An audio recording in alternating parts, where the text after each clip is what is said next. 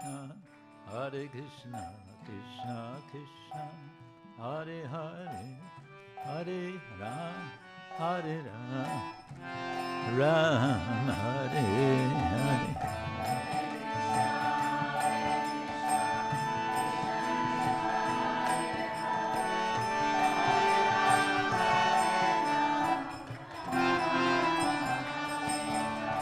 Hare Krishna, Hare Krishna, Krishna Krishna, Hare Hare, Hare Rama, Hare Ram, Ram Ram, Hare.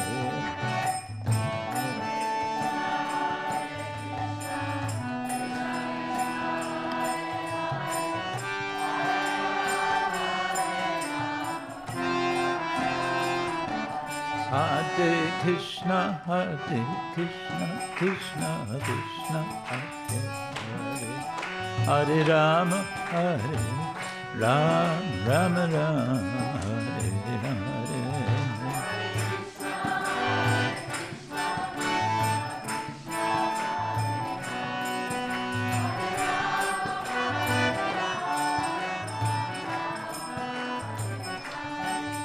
Hare Krishna, Krishna Krishna, Hare Hare, Hare Ram, Ram Ram, Hare Hare.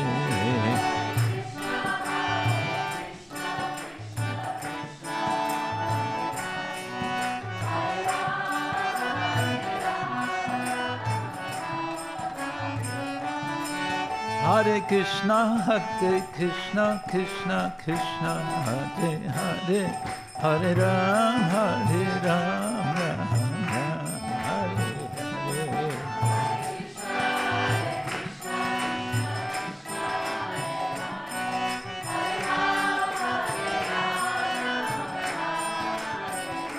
Hari Bol, Hari Bol, Hari Bol, Hari Bol.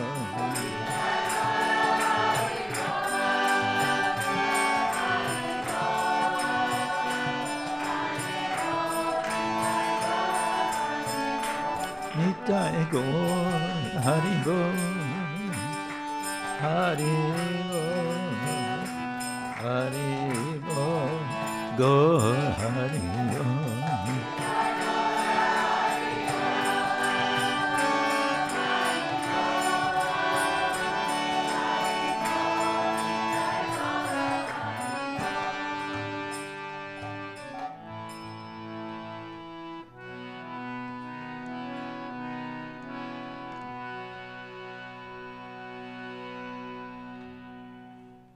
Srila Prabhupada ki jai, Shri Harinam Sankirtana ki jai, Samaveta Bhaktavrinda ki jai.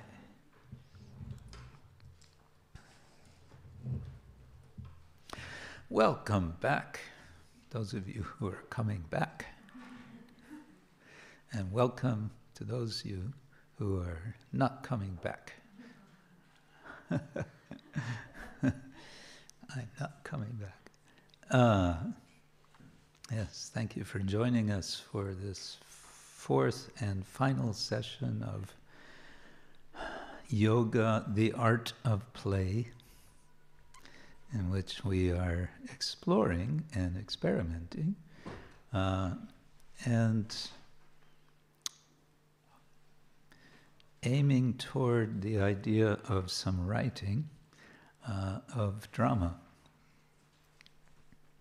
The general idea of writing need not be restricted to drama, but when I bring these two ideas together, drama and ourselves writing, one reason I do this is because of all sorts of writing, in many respects, drama can be the easiest.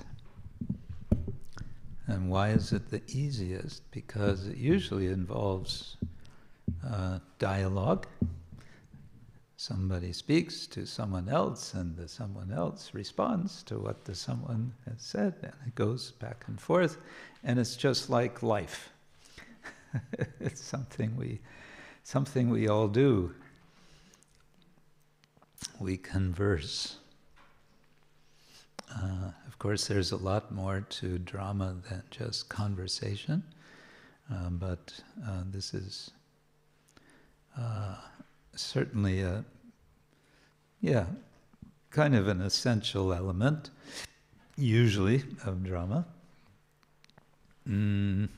Okay, so what are we doing today? Yesterday I gave you a task, and some of you have taken it very seriously, and I'm very happy about this. Seriously in a fun way, I hope. Not too serious.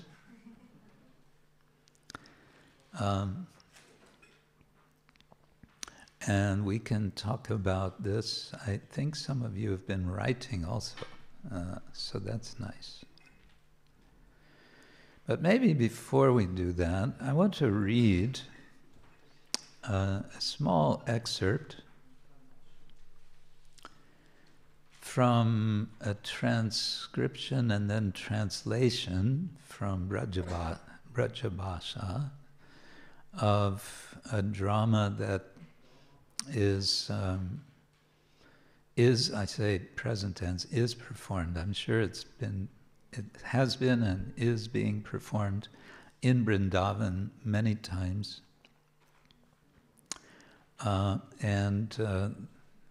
This is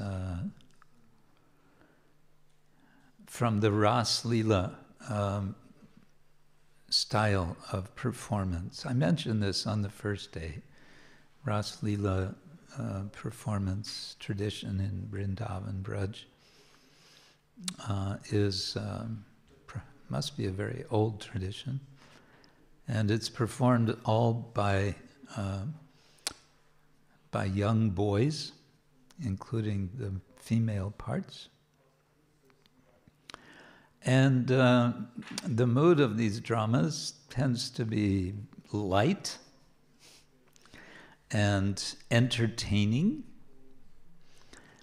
and to some extent, how much, I have to say I'm not too knowledgeable, to some extent based on writings of the acharyas. And here I might mention the Bhagavatam is, as Srila Bhaktivinoda Thakur has said in one of his early writings, he said, all the Vedic literature, the Rig, Sama, Yajur, Atharva, Veda, all the Upanishads, the Brahmanas, Shatapatha Brahmana and Taittiriya Brahmana and the Aranyakas and the Brihad Aranyaka Upanishad and the Chandogya Upanishad and the Taittiriya Upanishad and the on and on. There's so much literature, and there are Dharma Sutras and there's Dharma Shastras, and there's the two epics, the Itihasas, the Mahabharata and the Ramayana. And there's so many Puranas, and there are Upa-Puranas. Well, what did Bhaktivinoda Thakur say about that? He said, you could let it all be burned up. If we just had the Bhagavatam remaining, there would be no loss.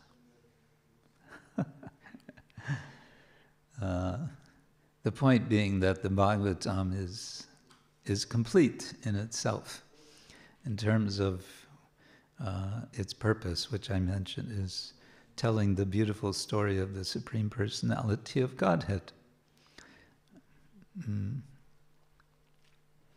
But our acharyas, some of our acharyas, felt it not inappropriate to, so to say, expand the Bhagavatam with their commentaries, but also with what I would call creative works. Srila Jiva Goswami wrote the Gopala Champu, for example. A champu is a particular form of writing. It's a combination of prose and poetry, back and forth.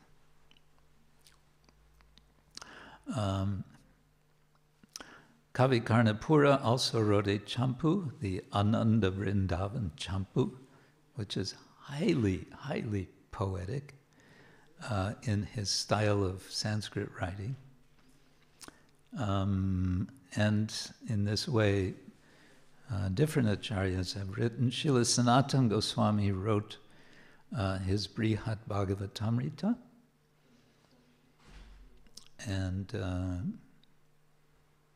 like that, there's such writings.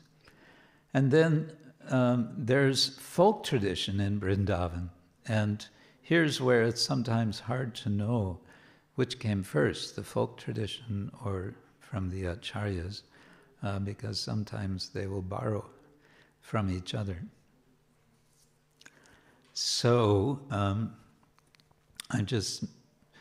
and example of how, I wanted to say the Bhagavatam,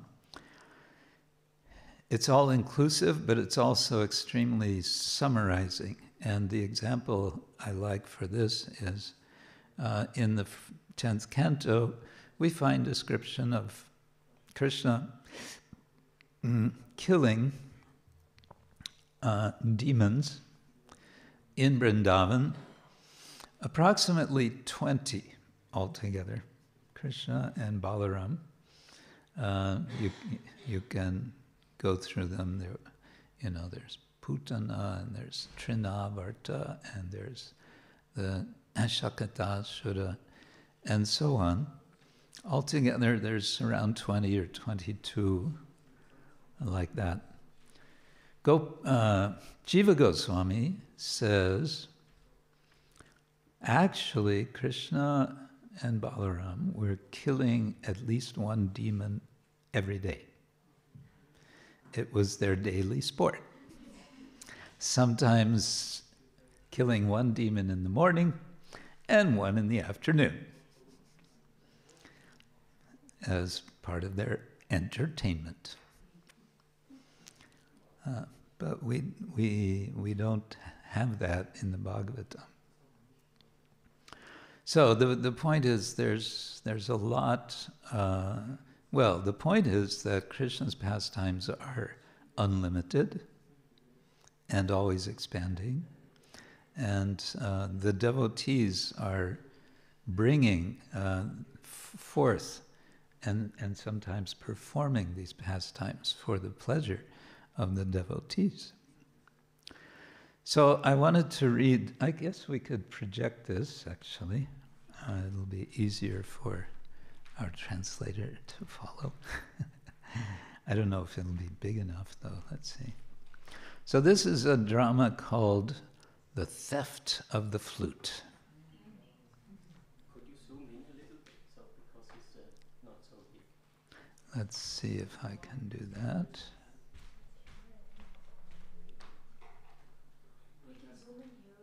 Yes, that's fine. Okay.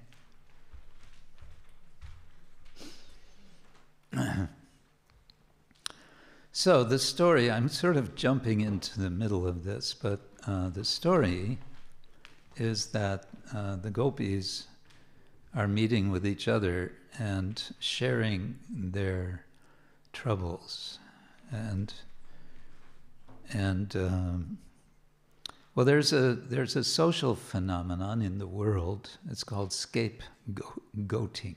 Do you know this? What is scapegoating? You find someone that is perceived as doing something wrong, and everybody gangs up on that person and gets rid of them one way or another.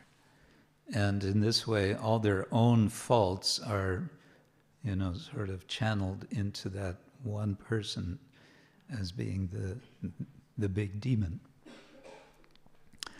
So the Sakis were discussing amongst themselves about their troubles, specifically identified as coming from this particular piece of bamboo, a piece of bamboo with some holes in it.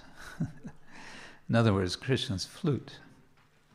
They're saying all of our troubles are because of this flute.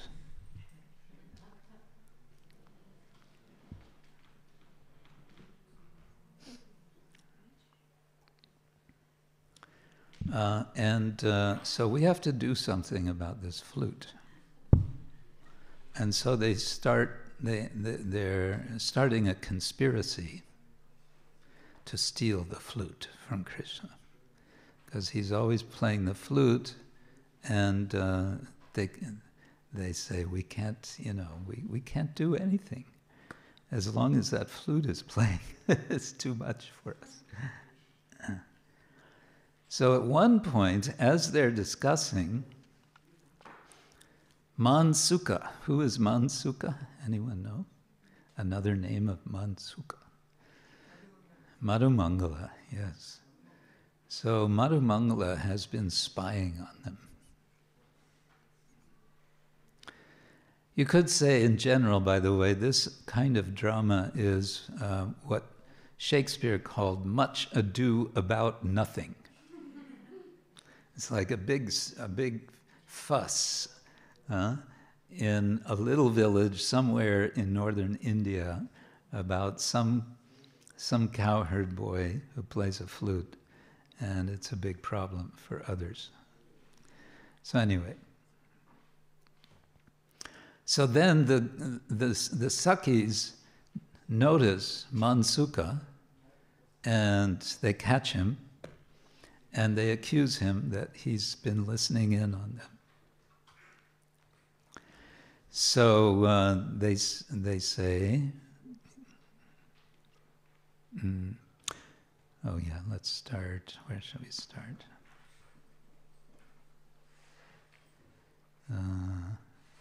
I guess we can start here. Yeah, Mansuka Madhumangal says, I descended in the midst of this little harem. Your faces turned bright red, and your hearts started thumping, and then you started talking real slow under your breath. Never mind all your questions. It doesn't take much to add 2 and 2 and get 4. I know what you are talking about. And then, possibly suspicious of his mathematical abilities, well, tell us then, what were we talking about? You don't think I heard, do you? Well, Mansuka, you girls are planning to steal away Brother Kanhaya's flute, right or wrong? You're right, Mansuka. That flute plays at night, it plays in the daytime, it's always playing, and we can't get a stitch of work done. Well, stuff a little cotton in your ears, that's easy. Sakis, listen, if we go stuffing cotton in our ears, how are our mothers-in-law and our in-law aunts going to shout their orders at us? They'll start saying we're deaf. No, you just tell us how we're going to get ourselves out of the cage this flute our co-wife has built. The co-wife is the flute, the stalk of bamboo. Oh, that's no problem at all, says Mansuka. You just shut up and go down and jump in the Jamuna. That way the cage itself disappears. Saki say, why should we go jump in the Jamuna? The Jumna. Jumna. Much better to break that flute in two and offer it to the Jamuna. Mansuka says, he's the translator, Jack Hawley, professor in New York. He's very accomplished in Braj Bhasha language. He says, having taken his pot shots, he's now ready to adopt his most elevated tone. Now, girls, what's all this ranting and raving against the flute? Don't be so jealous. Just take yourselves as her equals. Look, praise pertains to the great and holiness, to the holy. You're not going to advance your own position by being revengeful and trying to strip her of hers. Instead, you should be more like her. You should change yourselves, and by raising your own status in that way, hers will seem less by comparison. What you need to do is learn to love as well as the flute does, and then Shyam Sundar will love you too.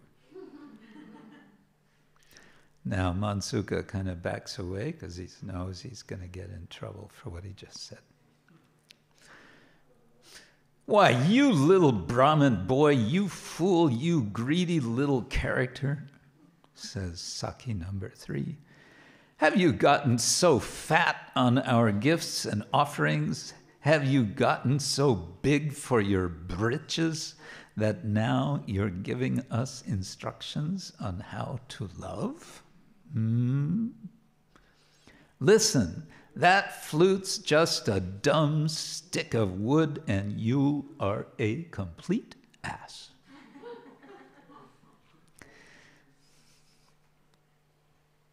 Mansuka says, well, I may be a complete ass, Saki, but what makes you think you're such a clever pundit?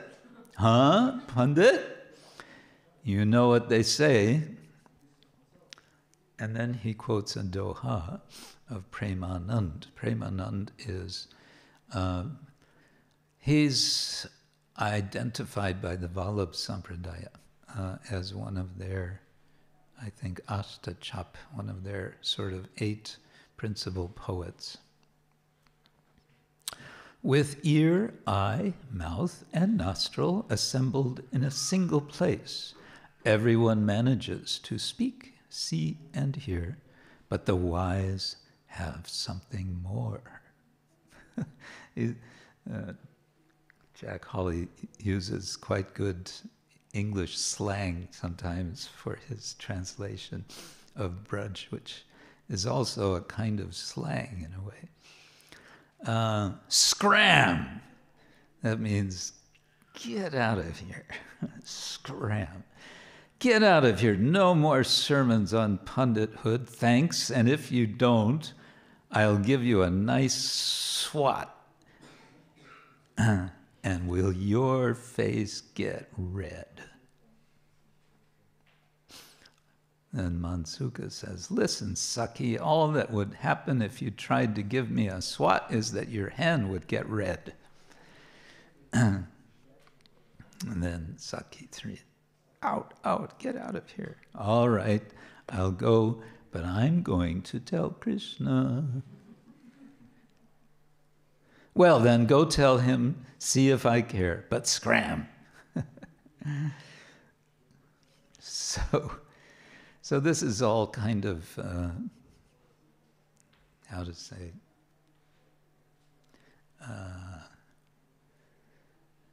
it's not Shakespeare. It's not highfalutin. It's some, village talk, you could say. But of course, it has to do with Krishna, and that's what makes it interesting. But there's a certain flavor of worldliness to it all as well, isn't there? But that's also part of the relish, because Krishna is a cowherd boy in a cowherd village, and he's appearing as an ordinary cowherd boy, so to speak. So that's the sense. Okay, I think I won't continue with that. We could just go on reading, but I just wanted to give you an idea of a type of drama that is done in Vrindavan. I mentioned before the players are then worshipped. Radha and Krishna are worshipped in the end of the drama, and it's part of this Braj culture. It's very much an integral part, you can say, of the Braj culture. All of this, by the way, is done with lots of music, and musicians will be very knowledgeable of this music tradition of these poets as well. So it makes for a very rich kind of experience, and it's a fun experience at the same time. It comes back, it brings us back, I think, to what I'm saying, yoga, the art of play. So this is a kind of play. It's a kind of fun, picturing how things might be in the village of Braj with Krishna and his friends. Yeah. There's so many stories, especially stories about Madhu Mangala and how he gets in trouble with the Sakis. And, yeah. Okay. Let's see.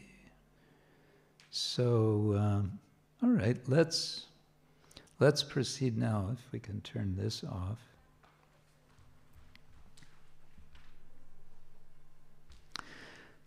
Yeah, thank you. Let's get back to, this sounds like Rasa Basa. Let's get back to Hiranyakashipu. Who was not here yesterday? Oh, some of you were not here. Okay. To fill you in,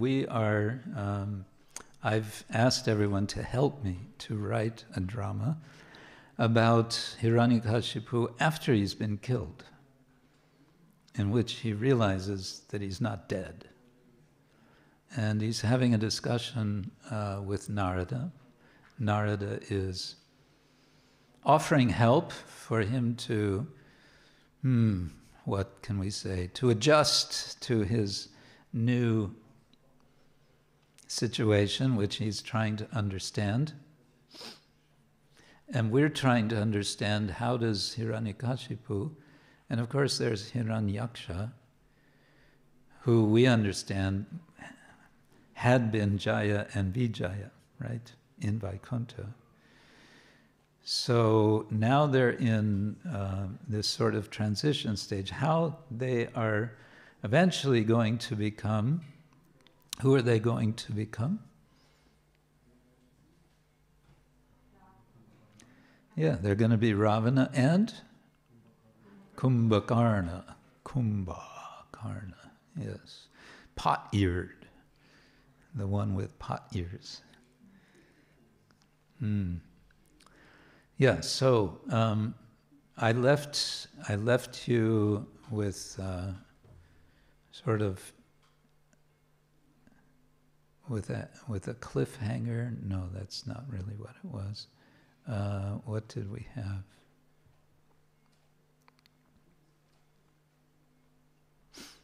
Yeah, Narada is reminding Nrsingadeva that Prahlad was giving him good advice, wasn't it? Do you remember what he said? Narada is asking Hiranyakashipu, do you remember what he said? And Hiranyakashipu says, vaguely, he advised me to go to the forest. Do you all remember that from the Bhagavatam? So this was the first advice, right? There's actually 3 lessons that Prahlad gives. We won't go into that, but this is the first lesson. My dear best of the demons, I think it would be good if you go to the forest. And Srila Prabhupada, in his word-for-word translation for forest, he says, that means Vrindavan. You should go to Vrindavan. Imagine Hiranyakashipu going to Vrindavan. Maybe that should be another drama to be written. What happens when Hiranyakashipu takes Prahlad's advice and says, oh, good idea, I think I'll go to Vrindavan. Anyway, his second advice, the second one, he's reporting what he has learned in school. And of course, he didn't actually learn that in the school that Hiranyakashipu was thinking of. He learned it in the school of Narada. And this kind of is bringing a connection here. We're imagining Narada speaking with Hiranyakashipu after Hiranyakashipu has been dispatched by Nrsingadev. And it's Narada who was teaching Prahlad. And what did he teach him? He taught him Shravanam, Kirtanam, Vishnu, Smaranam, Padasevanam, Archanam, Vandanam, Dasyam, Sakyam, Atmani Vedanam. And so he's also inviting Hiranyakashipu to engage in devotional service, which he had originally been doing as Jaya. I'm assuming he's Jaya and Hiranyaksha is Vijaya. So that's where we left it, and then I asked, could you think about how you would take it from here?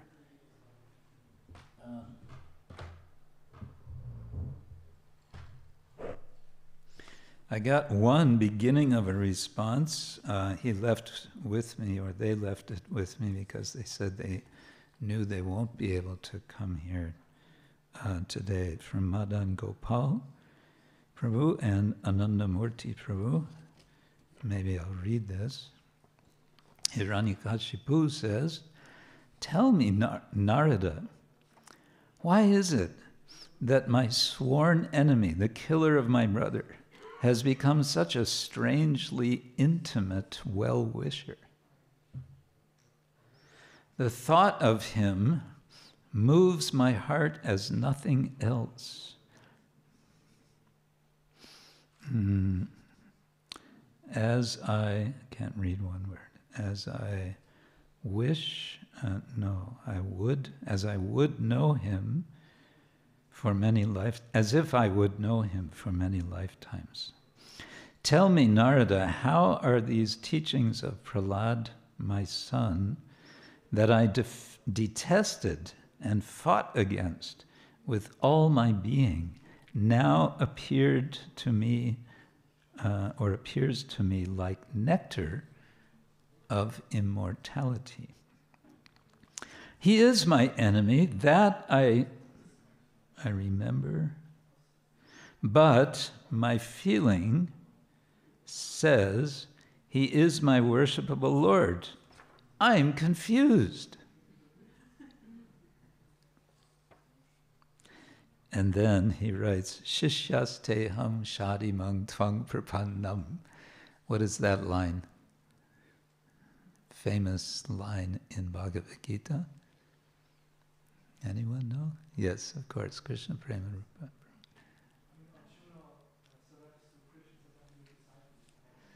Yes, I'm confused. Karpanya dosho pahata svabhava prichami tang dharma samuda cheta. My consciousness is samudha cheta. It's become befooled, you can say. Shishyasteham, now I'm your disciple.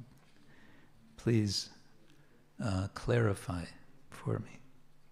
Narada says, O great demon king, know this, whether you admit it or not.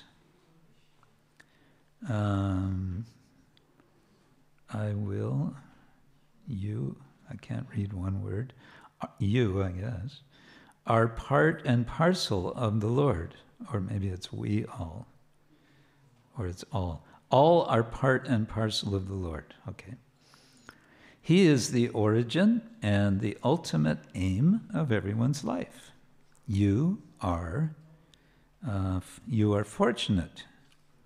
Your son has begged for your forgiveness. Okay, so that's nice. It sounds like kind of a bit going ahead from where he might be at this stage where I left it, but still, it's nice. And one I particularly like, he brings, or they brought in this line of a verse from Krishna, from Bhagavad Gita, from Arjuna. That's I mentioned that yesterday. One way, or the Tuesday, one way to develop a nice little drama, or a longer drama. A little drama is you can have it sort of rotate around, or have one verse from Shastra and make that a key point within the drama and quote that verse. What was the example of that we had from our reading? I think it was the first day.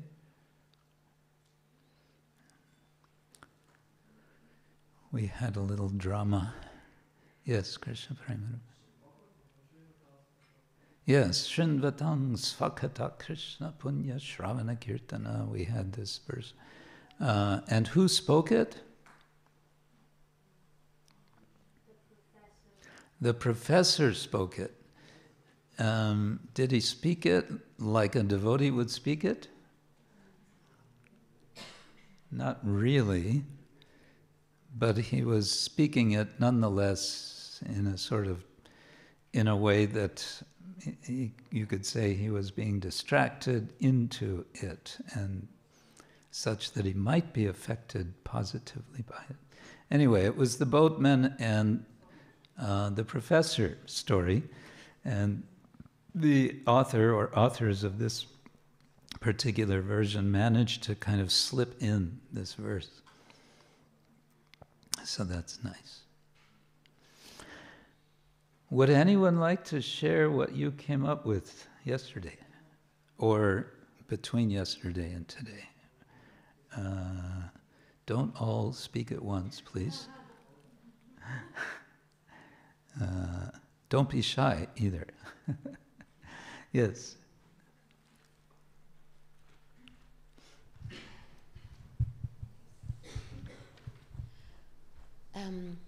We started with the instruction of Prahlad to Hiranyakashipu, and he actually, in the in-between world, from one time to the next, he went to the forest and meditated, and Hiranyakashipu, and Vishnu partially, to some extent, fulfilled his desires, and he could, in the meditation, see Ram, and he was really attracted to him, actually, but then he saw him with Sita together, and then he became even more attracted to Sita, and then envy kicks in again, because he was, Hiranyakashipu was really in between envy and attraction, and also we compared it to the famous story of the two wolves, the black and the white, which are fighting in the human heart. And so these two, his love and attraction on the one hand and his envy on the other were fighting, and the black wolf somehow won, and he became Ravana. Ah, that's nice. Thank you. Yeah.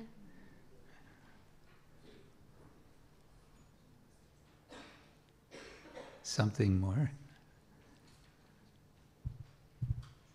That was it, or Did something I more? forget something to my group?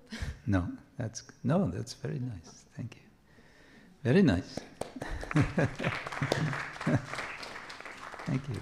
Anyone else you want to share? Yes, Devesh.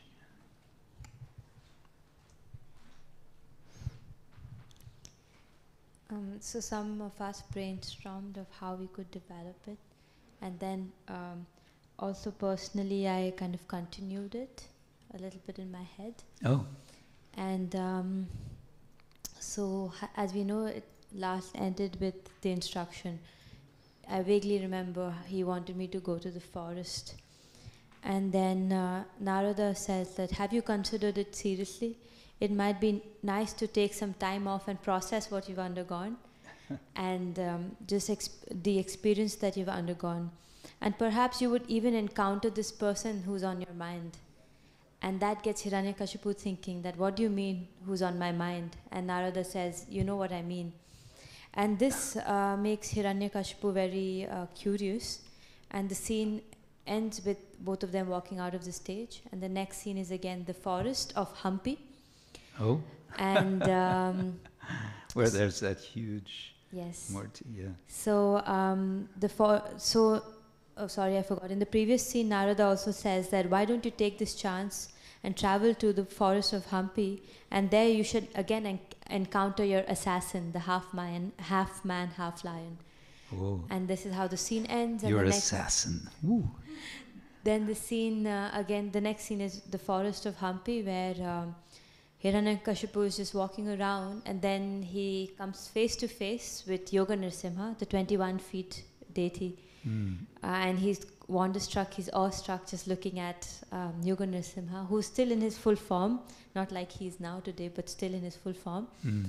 And then just seeing Yoga Nrsimha like that, Hiranyakashipu is overcome with a lot of awe and reverence, and there's a change of heart, and he falls at his feet and he offers a lot of prayers.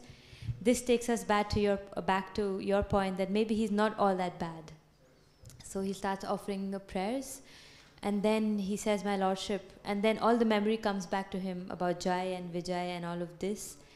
But then Hiranyakashipu says that although I know that I remain your eternal servant, but after having served you as a wrestling competition or on the other side, I see that I provide you a different kind of rasa or different kind of pleasure. And how then can I continue this? And therefore then he continues it as Ravana. And then the Lord advises him to appear as Ravana, something like that? Yes, something like that. Okay, that's nice. Thank you.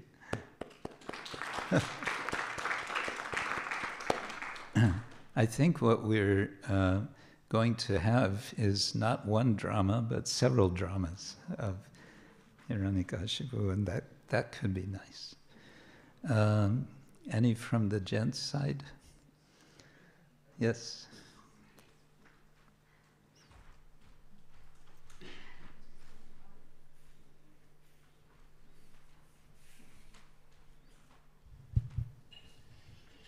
Yes, wrote more like a story, not a conversation. Maybe more the abstract version. Oh. So, through the full attention of the Supreme Lord, Hiranyakashipu felt, even in the death, some strange feelings, which he never felt before. Something happened in his heart. In the conversation with Narada, Hiranya came to the insight, even he didn't want to show it to Narada, that the Lord didn't meant it too bad with him, and that he is quite confused because of this happening and the feelings inside of him. So he took one of the advices of his son very serious and went to the forest to find himself again.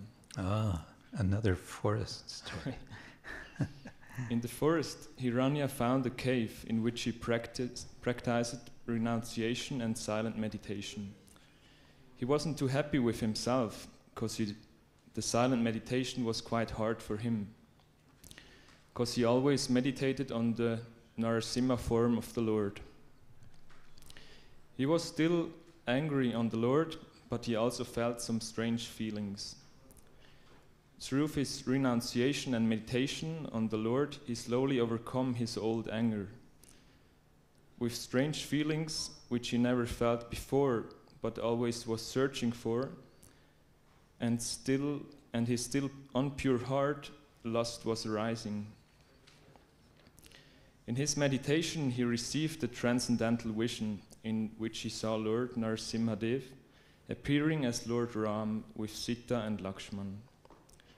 He felt happiness about this vision, but also some jealous feelings because of Sita's position. Ah, similar, huh? According to his karma and desires, Hiranya took incarnation near Lord Ram.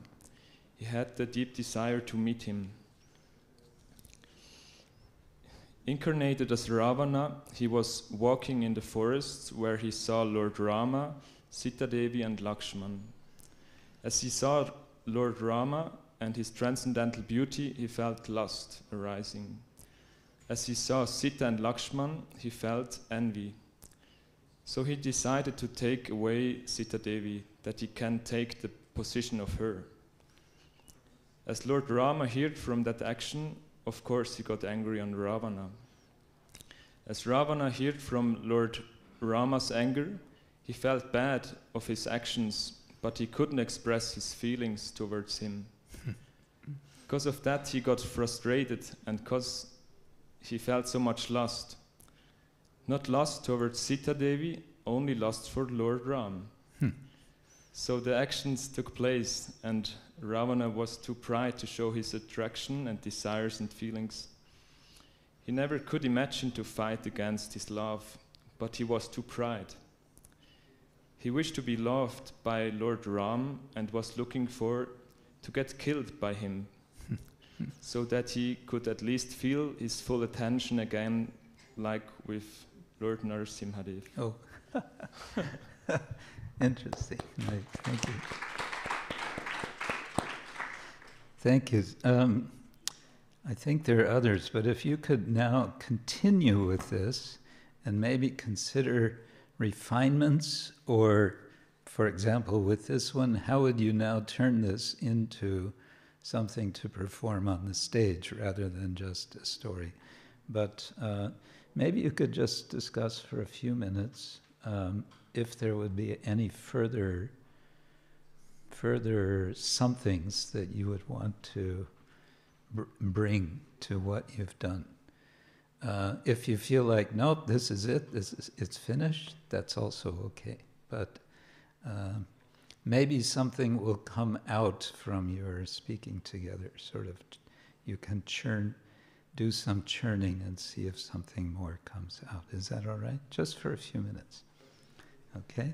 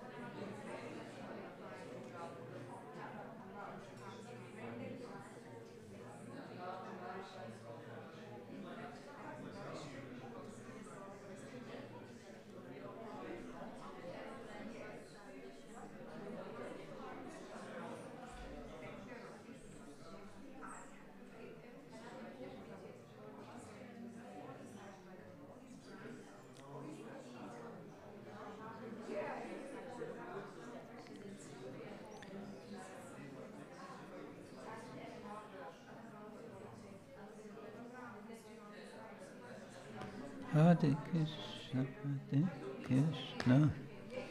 Krishna Krishna, Hare Hare Rama, Hare Rama, Rama Rama, Hare Hare. Hare Krishna, Hare Krishna, Krishna Krishna, Hare